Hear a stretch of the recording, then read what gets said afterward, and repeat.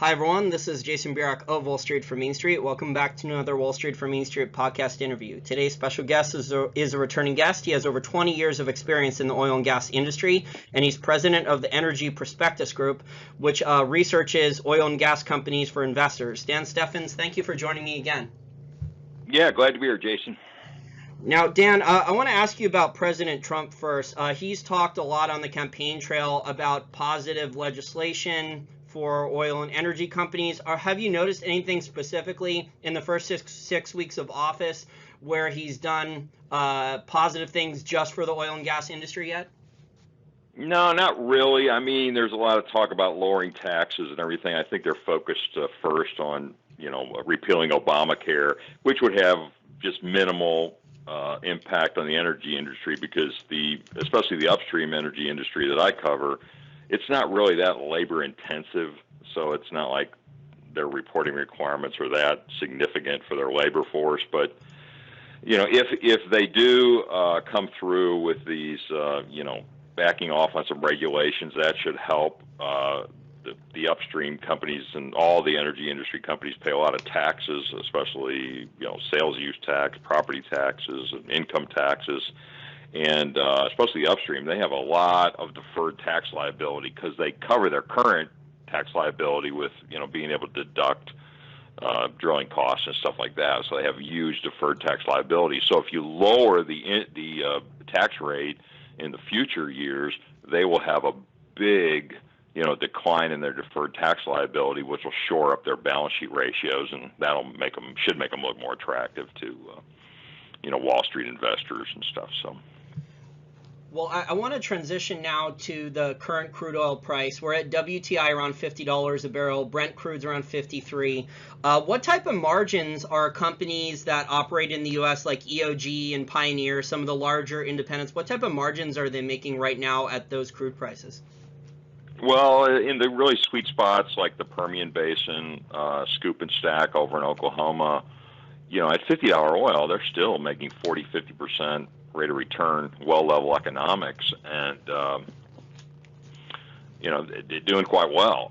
Now you look at the Bakken, that's probably not marginal at best at $50 oil because their net back price, when you deduct the transportation cost and everything to what they actually get at the wellhead, it's much lower than what you see on NYMEX. So that's probably not very good up there, but that's why Wall Street's in love with the Permian, just because the well-level economics are so much better out there. So they're doing fine. I mean, that's why the Permian Basin companies have just done so well this year. Now, do you think the Permian's always been lower cost, or do you think that the operators onshore and the oil service companies with these technology innovations with horizontal drilling and hydraulic fracturing, some of the other, I'm seeing drilling rigs are being automated now with these octopus pads, less humans on it. Do you think those things are responsible then for the cost coming down so quickly? Yeah, one thing about these pullbacks, it gets the companies out of this frenzy of drill, and they can concentrate on cost savings more. And they work with the really good drilling companies like Helmerich and Payne, Patterson, and they've worked out better ways to complete these wells. And Halliburton engineers and stuff, they've figured out better way to complete the wells. They're using a lot more frac sand per well, doing more frac stages, more frac intensity per well, and they're getting much better results. I mean, the well costs have come down like 30 or 40%. Yes, they will give some of that back because the oilfield service companies, as things tighten up, will start raising their prices again. But I think the efficiencies that they've gained and the well results they've improved on will remain. So that's what's really helping them out right now. Now, we have the oil price. It was quite a bit higher when we were supposed to do an interview last week. It's already fallen quite a bit. It's kind of in a downtrend now. Do you think this is being fundamentally driven, or is this more about the technical chart traders? Do you think there's, in other words, do you think there's a supply glut in oil or gasoline storage right now? No, people overreact to the U.S. storage report. I mean, lots of times when you look into the details, it's just they unloaded more ships last week or something.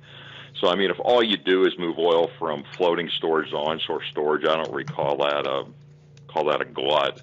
What happens from week to week in U.S. storage is not really a reflection of what's going on in production. It isn't like, production in the U.S. just instantly went up 1 million barrels a day. I mean, it's creeping up, but nothing compared to justify that.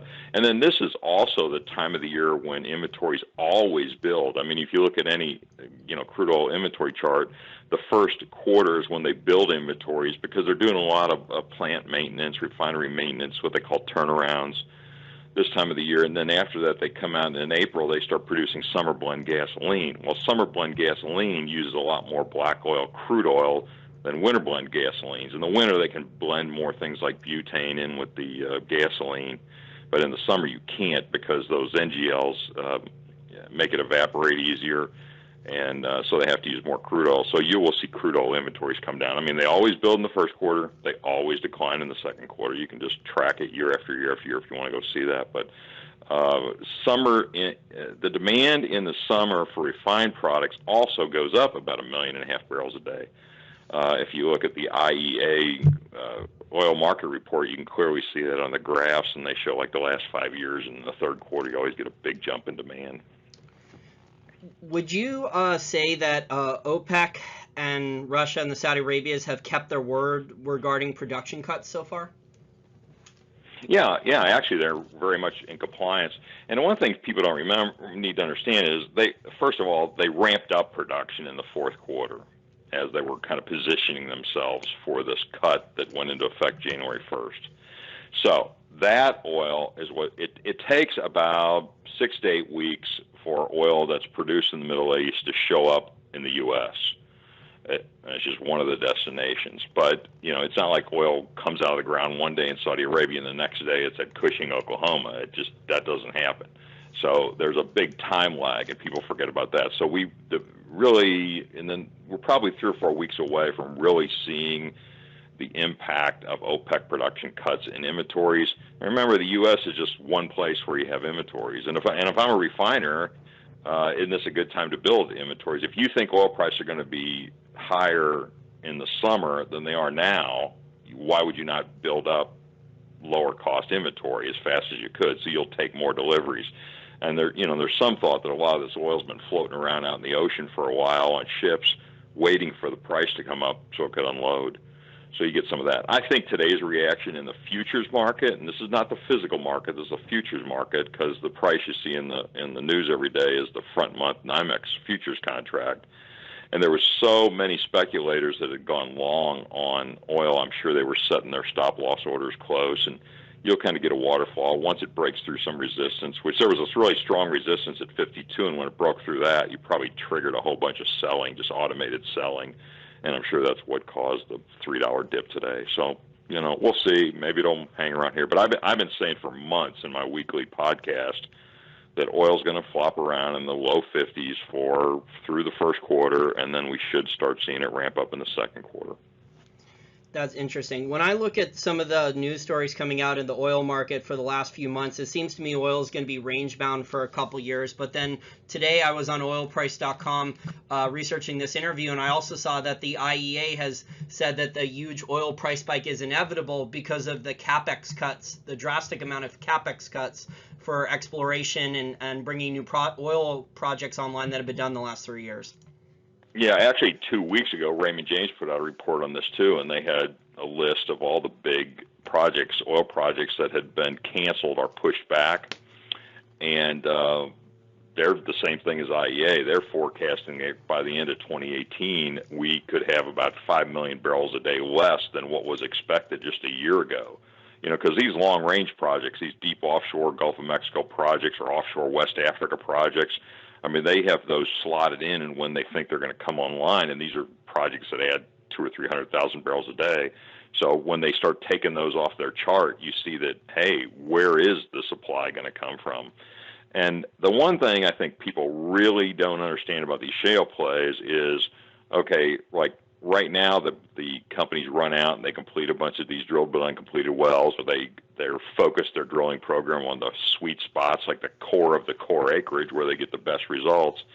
Well, after you drill up the sweet spots and those wells are all in decline, you can't drill enough tier 2 acreage leases, wells to make up for that decline. So there'll be this flush, and I think, we'll get, like, production today in the United States is about 9 million barrels a day. Of course, we use about 17 million barrels a day, so we're nowhere near close to being energy independent.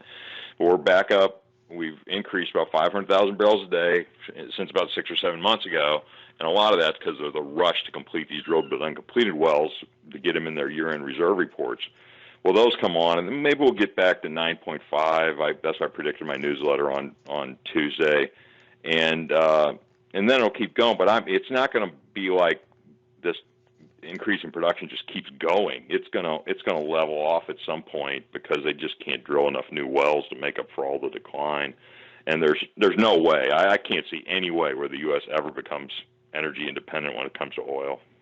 Yeah, I agree. Unless the U.S., like over the next couple decades, transitions away from oil to maybe some other form of power. So it could. Yeah, that could. Yeah, if you got really, really serious about it. Let's say that we were totally cut off from imports and we had to find other alternatives. Well, then there would be a huge push to electric cars, and people wouldn't mind overpaying for electric cars. They just have to. So that would happen. It could happen, and you could switch over to running more cars on natural gas or propane or whatever. But now they're just not at today's gasoline price. That's just not cost effective. I mean, an electric car probably takes like 20 years to pay out the premium you have to pay for it now. Yeah, I actually prefer the hybrids because you kind of get the best of both worlds compared to the electric cars. I think there's more efficiency there with the hybrids rather than just a pure electric car. But it seems, based on the oil price we have and hundreds of billions of dollars in capex cuts in the oil market, I think, deep water had the most capex cuts. It seems that at these oil prices, deep water is potentially in trouble then. So the companies where they were drastically either entirely on deep water offshore, going after those elephant wells like BP's Macondo well or Petrobras, those companies seem to be in the most trouble because I don't think deep water can cut its costs nearly as much as the shale oil guys and the onshore ones in the U.S. and the Permian and others have been able to. Yeah, I was down in Galveston about 6 weeks ago, and I have never seen as many rigs stacked in Galveston. There was actually 3 drill ships. These are ships that rent for like $400,000 or $500,000 a day that were just sitting there parked. And so if you got that kind of equipment parked, it's really kind of depressing out there. And I don't see that. I see no appetite for investors wanting to invest in these deep offshore projects now because the onshore. I mean, the one thing that spoiled Wall Street and spoiled investors, there's no dry holes. I mean, in these shale plays, there's no dry holes. Maybe there's some marginally economic wells that are completed, but you don't get zeros. So trying to convince people to invest in offshore drilling programs and stuff is pretty tough right now. Now, I want to ask you about one of your main winners that you've picked out in your newsletter, Diamondback Energy. I've seen since the company listed on the exchange in late 2012, the company's up over 482%. How quickly did they get to cash flow from just an idea to get to actually drilling wells and making cash flow? And how did you find the company through your research or connections? Well, I look for companies that have rapidly increasing cash flow, and it's quite an impressive story. I'm trying to get my forecast for it up here. Yeah, and they've financed a lot of their growth with equity offerings, which I've just been stunned that they've been able to do 5 or 6 of these equity offerings, just separated by months and issue millions and millions of shares, and it doesn't seem to hurt the share price that much. And they have 96 million shares outstanding right now, which isn't too bad.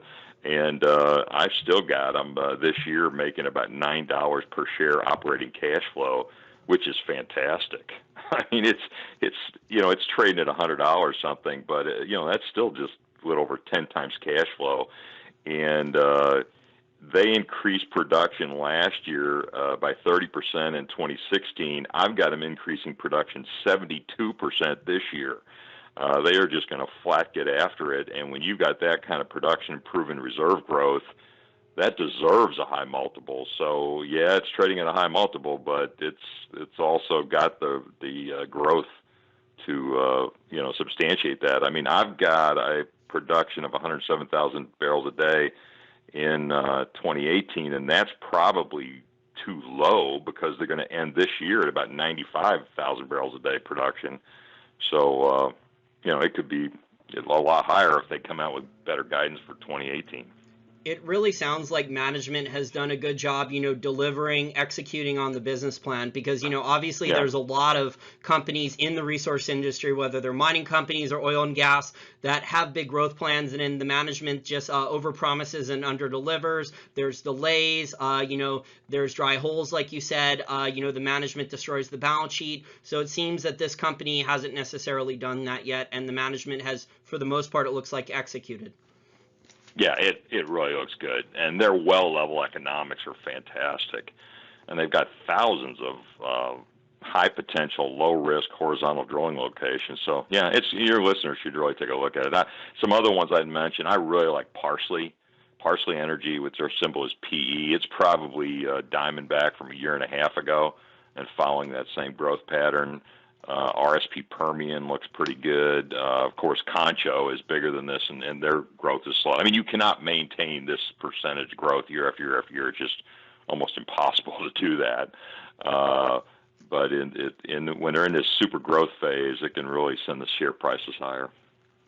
Now, these smaller independent players, are they keeping their costs better in line? Because there was a story on oil price last week when I was going to interview you, and it said that the large super oil majors, despite the oil price coming down so much since 2011, their costs have risen 66%. So that was pretty shocking to me that, these guys who have so much resources, the Royal Dutch Shells, the ExxonMobils, that they can't keep their costs in line. Maybe they've been spending way too much time and money buying back their shares with debt, at a higher share price instead of making quality acquisitions, adding reserves into the ground at a lower oil price.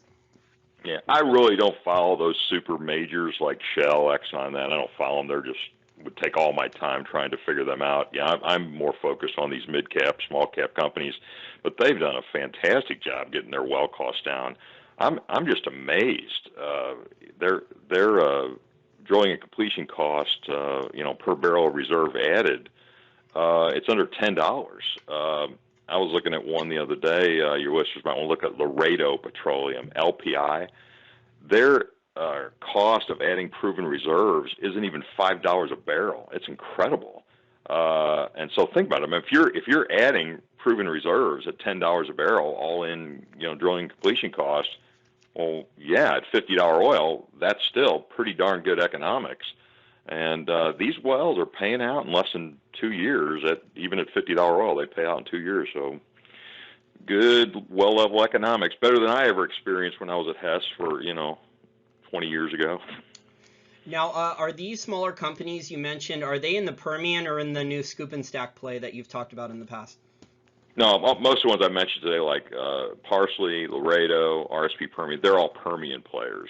Yeah, in scoop and stack, there's really 5 publicly traded companies that control a lot of the really good acreage: Continental, Newfield, Devon, Cimarex, and Marathon. New entrants in there have been Gulfport Energy, based in Oklahoma City. That's GPOR. They're in the southern Scoop area. And Jones Energy, JONE, is a small cap that very few people have heard of. They bought a big acreage block that's kind of between scoop and stack, and they're going to be working in there. But there's the 5 companies I mentioned first. They own most of the really good acreage, especially in stack.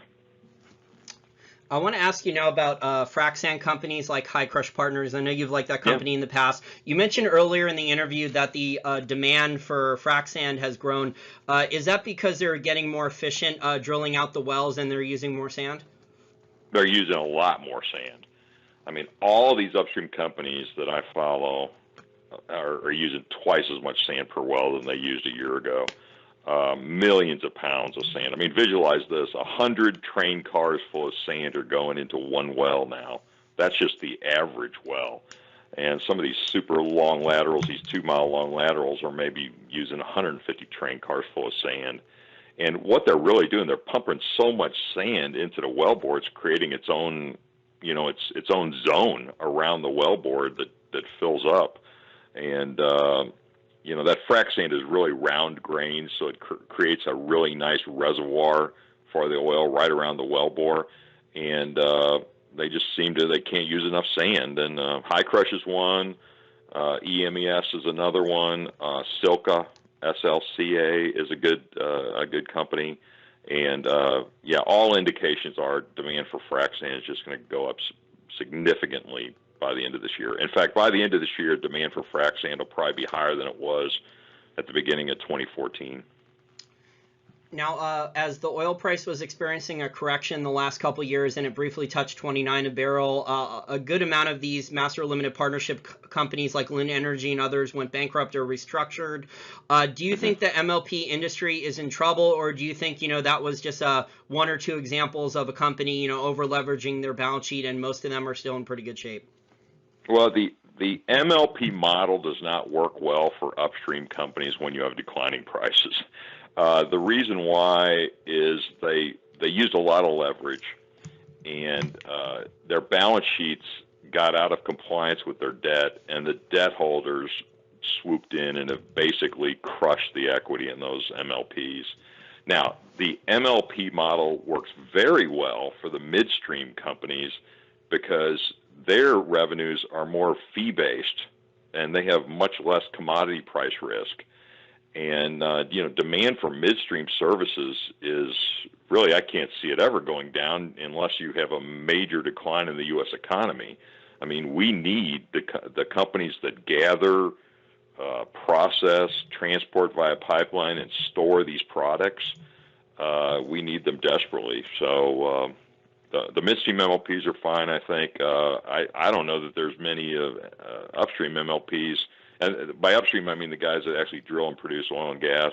And actually, the upstream MLP companies didn't do a lot of drilling. They just bought mature properties and just, produced them. Those companies do not do well in the MLP model.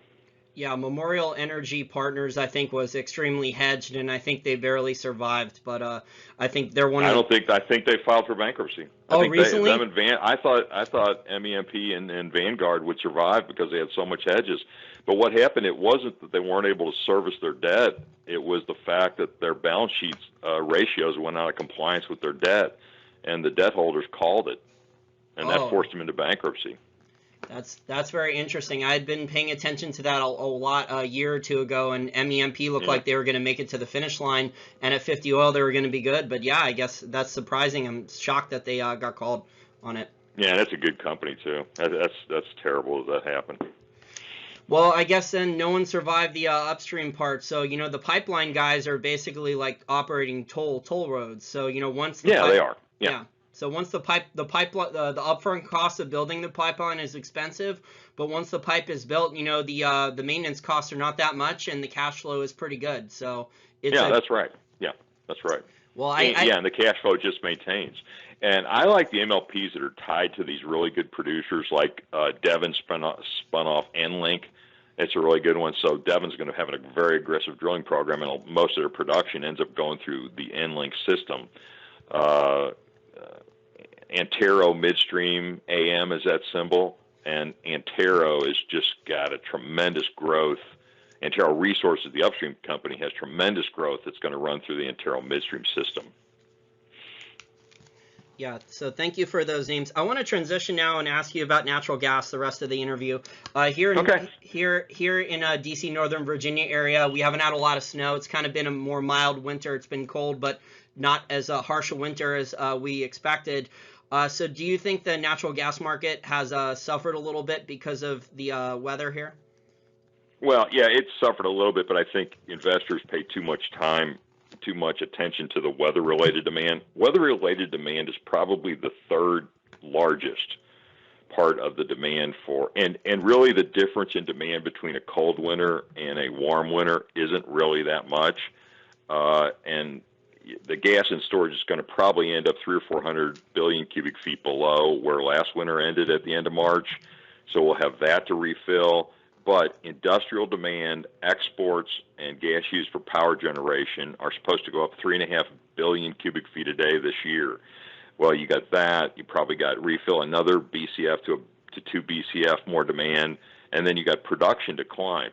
U.S. gas production has declined 2 BCF a day from year to year. From the second half of 2015 to the second half of 2016, it's declined 2 BCF a day. So we've got a much tighter gas market than people realize.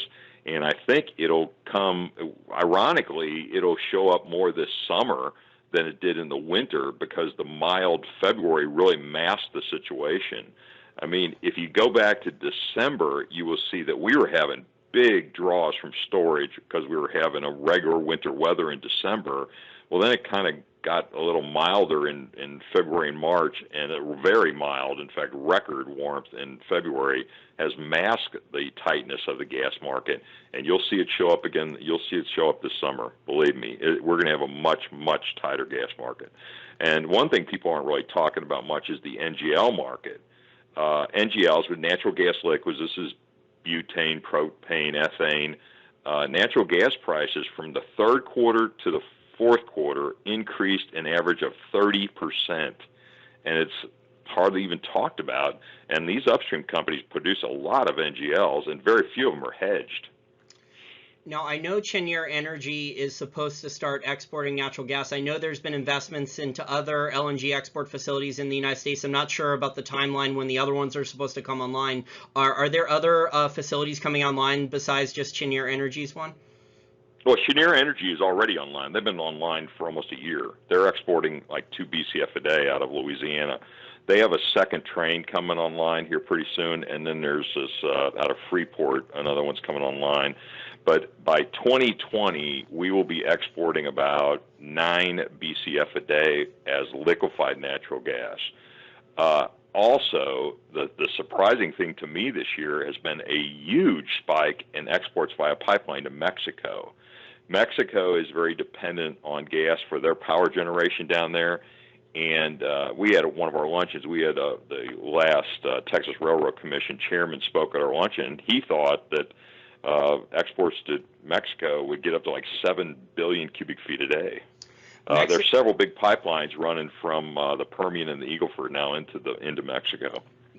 I don't know if you've been paying attention to this, but Mexico's been having big tax declines from Pemex lately, and that's because, they're getting big depletion numbers from the Cantarell field. So, they've been having trouble getting the production back up on that. Their tax revenues are down from that as well. So I'm not surprised that they're importing, natural gas for their own energy needs to make up for that.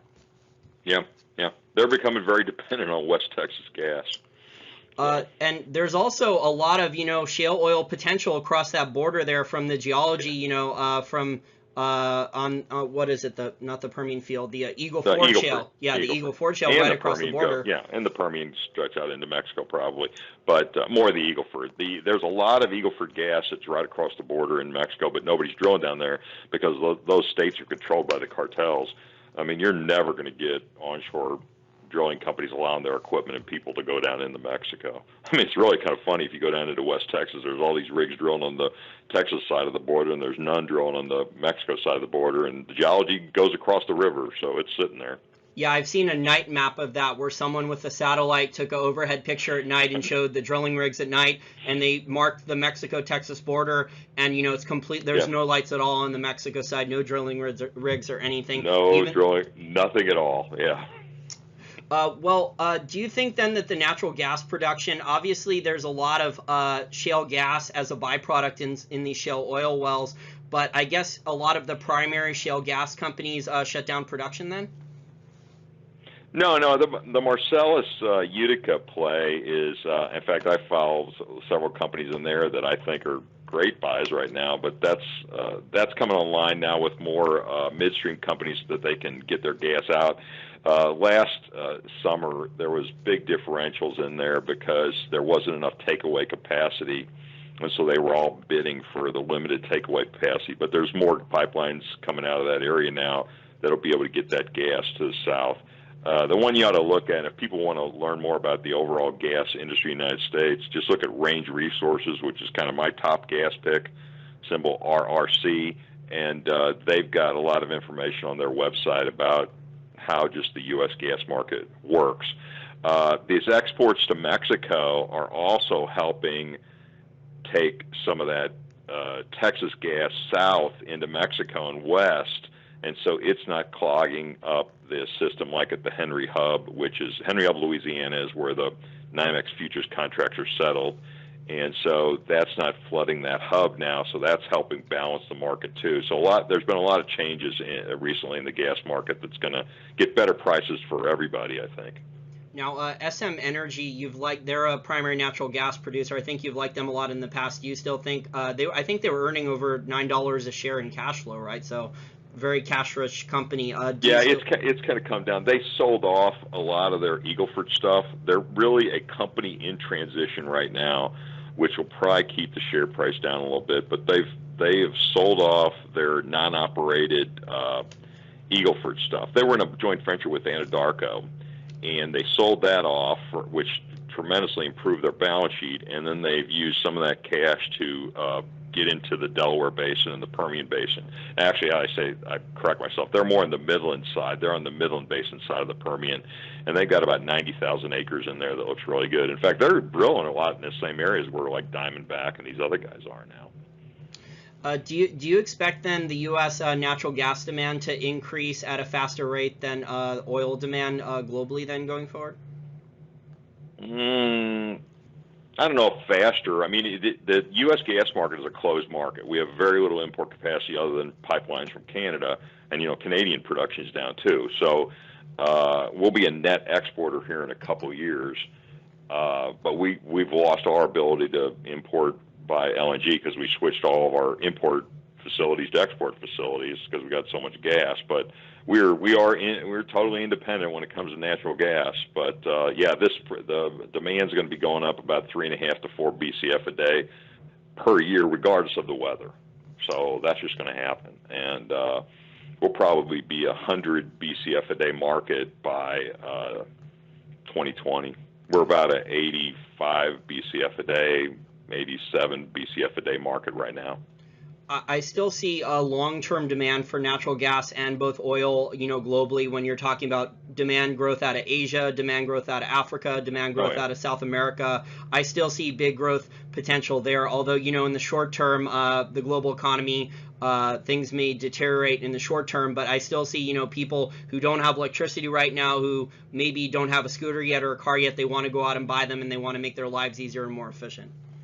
Right, and China's really got pollution problems, so they really need to switch from coal-fired power plants to gas-fired power plants. So that's going to help demand also.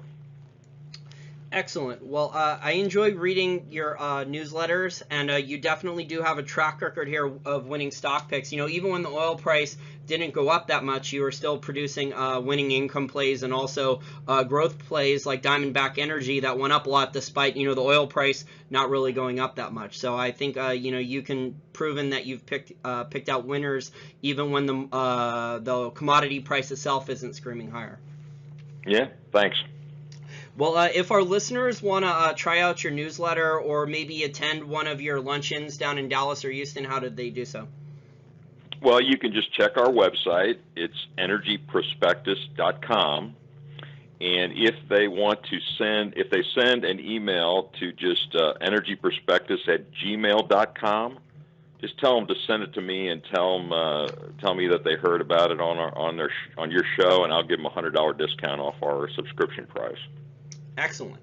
I'm sure people will take you up on that because we do have a lot of good resource investors who listen to this podcast. Okay. All right. And I'll send them a free newsletter. We just published one on Tuesday. Okay. Well, I look forward to speaking to you again, Dan, soon about the oil and natural gas markets. We're in very interesting times here with Trump running things. So we'll see what he's able to accomplish. All right. Thanks a lot. Mo and I are trying to raise $1,000 per month for our Patreon account. We have over 2,600 viewers per YouTube video, so if we can get most of our loyal listeners or all of our loyal listeners to donate $1 per month or up to $5 per month, which would be amazing, that would cover most, if not all, of the money that we need. So we also accept one-time donations if you go to the wallstreetformainstreet.com website. We accept donations in cash via PayPal.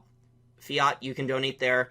You can donate Bitcoin, through our Bitcoin wallet there on the website, or you can donate gold and silver. We have a gold money account, and we also accept mailed donations of physical gold and silver.